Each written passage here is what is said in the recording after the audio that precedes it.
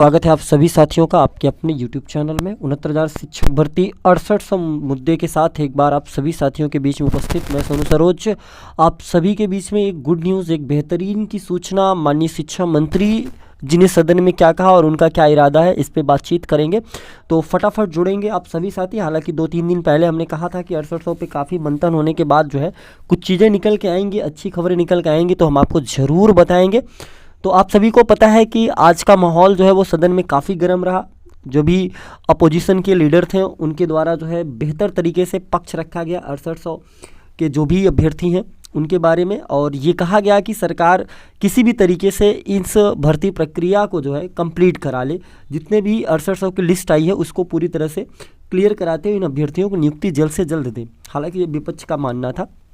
इसके बाद आपके शिक्षा मंत्री संदीप सिंह जी ने ये कहा है कि 4 तारीख से जो कंटिन्यू हियरिंग लगी हुई है और उस कंटिन्यू हियरिंग में सरकार अपनी बात रखेगी, अपना पक्ष रखेगी और बेहतर और मजबूती के साथ रखेगी ताकि किसी भी तरीके से 6800 के मामले को निस्तारित किया जाए। माननीय शिक्षा मंत्री का कहना यह है कि वो पूरी तरह से तत्पर है कि जो भी अनियमितता हुई है 69,000 शिक्षक भर्ती में वो जल्द से जल्द जो है क्लियर हो, और क्लियर होने के बाद जो है इन अभ्यर्थियों को अपना विद्यालय जो है वो दे दिया जाए ताकि ये पठन पाठन के कार्य को आगे बढ़ा सकें और इनका जो भी नौकरी जैसी चीज़ें है वो क्लियर हो सके।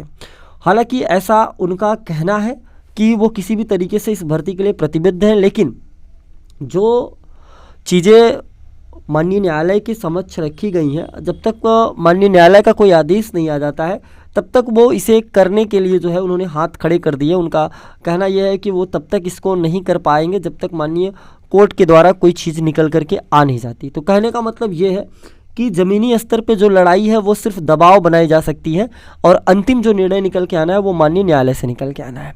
तो जो भी पैरवीकार हैं उनका काम है कि बेहतर तरीके से पक्ष रखें और डे बाय डे ये जो हियरिंग है ये कंटिन्यू चले तब तक जब तक मामला रिजर्व नहीं हो जाता और आदेश नहीं आ जाता। क्योंकि जब तक रिजर्व नहीं होगा, पता चला डे बाय डे कुछ दिन चला, तब तक बेंच रोस्टर तमाम चीज़ें होती हैं, बदलाव हुआ तो फिर गया मामला दूसरे कोर्ट में, जब दूसरे कोर्ट में गया तो फिर वहाँ भी चीज़ों को समझने में थोड़ा वक्त लगेगा।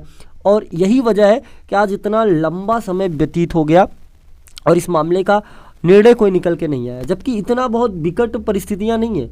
अगर इनको रिविजिट करना था तो रिविज सॉफ्टवेयर से करना है, 1 दिन का काम है, हो जाएगा, ठीक है। लेकिन बस वही है कि जब आपको करना हो तब तो 69,000 शिक्षक भर्ती उत्तर कुंजी में अभ्यर्थी के द्वारा सुप्रीम कोर्ट से जीत के बाद भी आज भी आपको पता है किस हालात से हम लोग गुजर रहे हैं, लेकिन अभी भी किसी भी प्रकार की कोई चीज़ें उनके कान पे जू तक ना रही है। हालांकि कंटेम्प्ट के बाद 2 महीने के अंदर नियुक्ति देने का आदेश जरूर प्राप्त हुआ है और उस पर हम लोग पूरी तरीके से कोशिश कर रहे हैं कि ज़मीनी स्तर से, शासन स्तर से किसी भी तरीके से हीला हवाली ना हो पाए। ठीक उसी प्रकार से 6800 मामले को भी लेकर के यही हालात है कि जब ज़रूरत है कि माननीय न्यायालय में बेहतर तरीके से पैरवी करे।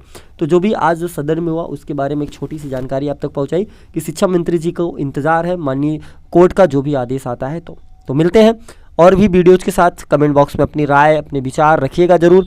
मिलते हैं, तब तक के लिए आप सभी साथियों का बहुत बहुत धन्यवाद।